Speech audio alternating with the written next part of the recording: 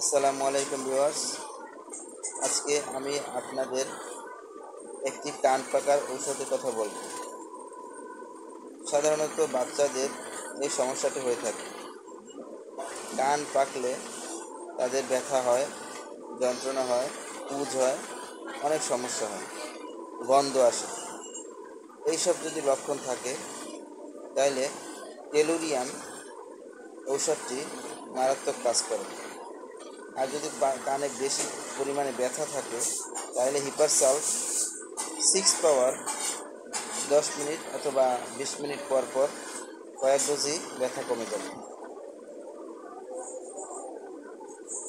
এরপরে যখন কান কান পাকা ঔষধটি সেবনের পরে যখন পুজ হলুদ রঙের হবে তখন পালসিটিলা দিলে সমস্ত সমস্যা দূর হয়ে যাবে।